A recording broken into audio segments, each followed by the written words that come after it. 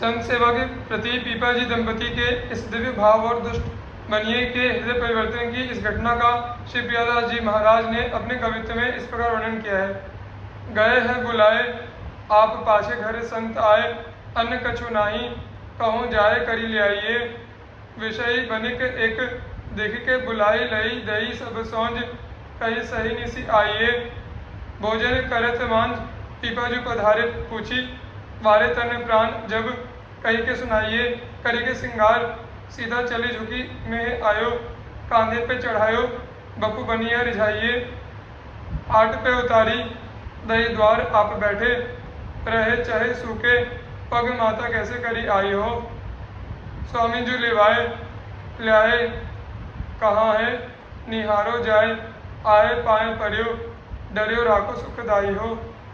मानो जी निसंक काज कीजिए निसंक, धन दियो बिन अंक जापे लड़े मरे भाई हो। मर्यो लाज भार चाहे धसो भूमि हार दृग, बहे नीरधार देखी दही दीक्षा पाई हो। राजा सूर्यसेन मल को ज्ञान प्रदान करना। श्री पीपा जी के सीता सहचरी को कंधे पर चढ़ाकर बनिए के यहाँ पहुँचाने की बात चलते चलते राजा सूर्यसेन मल के कानों में पड़ी। राजा की भरी सभा में भक्त विमुख ब्राह्मणों ने श्री पीपा जी की निंदा करते हुए कहा, उनका यह आचरण धर्मशास्त्र के बिल्कुल विरुद्ध है। राजा के मन में भी यही आया, इसलिए गुरुदेव के श्री चरणों में भी उसकी प्रीति घट गई। यह जानकर समर्थ श्री पीपा जी उसे समझाने एवं उसके हृदय में भक्ति स्थिर करने चले। राजद्वार पर पहुंचकर द्वारपालों के द्वारा अपने आगमन की सूचना भेजी। भीतर से राजा ने कहला भेजा कि इस समय पूजा कर रहे हैं, कुछ देर बाद आएंगे। यह सुनकर श्री पीपा जी ने कहा, राजा बड़ा मूर्ख है, ऊंचे घर में बैठकर जूते गाड़ रहा है और कहता है कि मैं सेवा पूजा कर रहा हूँ। राजा ने द्वारपालों के मुख से जब यह बात सुनी तो दौड़कर राजचंड में गिर पड़ा।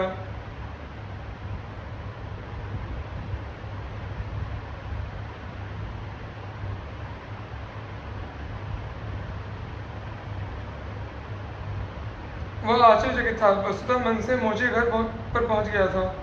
उस राजा के महल में एक अत्यंत रूपवती परंतु बंध्या रानी थी।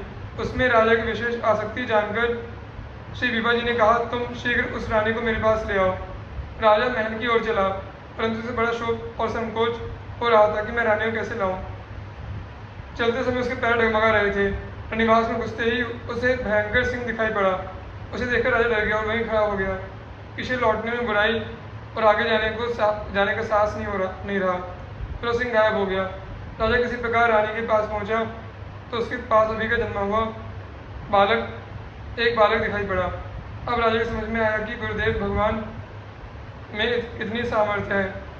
वहीं पृथ्वी पर साष्टांग दंडवत प्रणाम करके राजा ने स्तुति की, हे प्रभु, हम आपकी माया को नहीं जान सकते।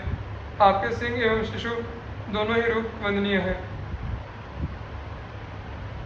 राजा की प्रार्थना से प्रसन्न होकर निज स्वरूप से श्री पीपा जी वहीं प्रकट हो गए और फटकारते हुए बोले, कहो वह पहलवा रंग कहाँ गया जब तुमने लोग लज्जा और मौका त्याग करके सारा राज्य और रानी मुझे अर्पण की थी और मेरे शिष्य हुए थे।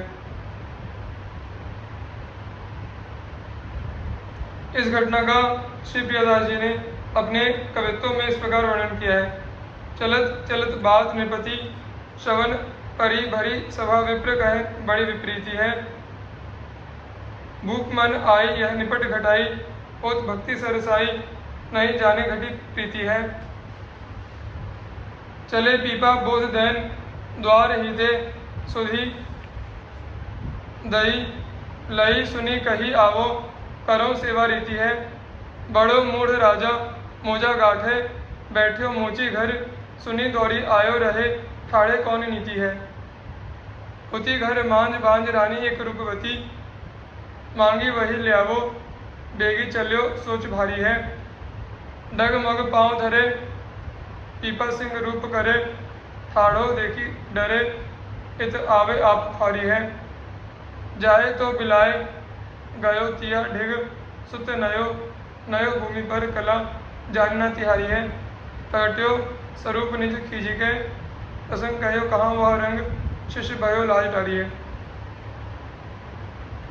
दुराचारी भगवत विमुखों को संत भाव प्रदान करना। अब जब राजा का अंतःकरण पवित्र हो गया तब श्री कृपा जी ने उसे अनन्य भक्ति का उपदेश दिया। एक दिन एक साधु रूपधारी दुराचारी श्री कृपा जी के पास आकर बोला, आप अपनी स्त्री को मुझे एक रात के लिए दे दें। आपने कहा ले जाओ। उसने सहचर्य से कहा, आप मेरे संग दौड़कर चलो। आज्ञा के अनुसार ये उसके साथ दौड़ती हुई चलने लगी, परंतु दौड़ते दौड़ते सारी रात बीत गई, फिर भी उसका घर नहीं आया। प्रातःकाल हो गई, वे ये बैठ गई और बोली कि अब मैं आपके साथ एक पग भी नहीं चल सकती हूँ, क्योंकि मेरे स्वामी जी की यह आज्ञा थी कि इनके साथ एक रात रहना।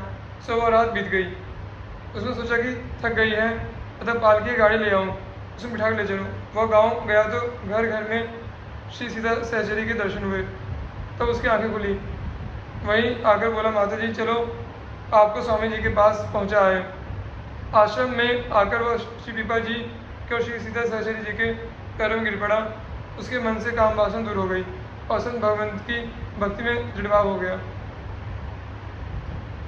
एक बार 4 कामी कुटिल दुष्टों ने सुंदर माला तिलक आदि धारण कर लिया और श्री कृपा जी के निकट आकर बड़ी नम्रता से बोले, आप सच्चे संत सेवी हैं, आप अपनी स्त्री हमें दे दीजिए। श्री कृपा जी ने उन्हें काम भाव से व्याकुल होकर प्रतीक्षा करते देखा तो कहा, आप लोग कोठे में जाइए। जैसे ही ये लोग कोठे के द्वार पर गए, वैसे ही एक सिंहिनी इन सब के ऊपर इन्हें फाड़ डालने के लिए झपटी, परंतु उसने साधु वेश जानकर फाड़ा नहीं। वे चारों भयभीत होकर भागे और श्री कृपा जी से नाराज होकर बोले, तुमने तो वहाँ हम लोगों को मरवाने के लिए सिंहिनी बैठा रखी है, तुम साधु ने दुष्ट मालूम पड़ते हो। हंसकर आपने कहा, आप लोग अपने हृदय की कुत्सित भावनाओं को देखिए, अनाधिकार भोग भावना ही सिंहिनी है, सद्भाव से पुनः जाकर देखिए। उन लोगों ने फिर जाकर देखा तो सीता सहचरी जी विराजमान है। वे सब चरणों में पढ़कर रोने एवं अपराध क्षमा करने की प्रार्थना करने लगे। श्री कृपा जी की बात को सत्य मानकर वे सब उनके शिष्य बन गए।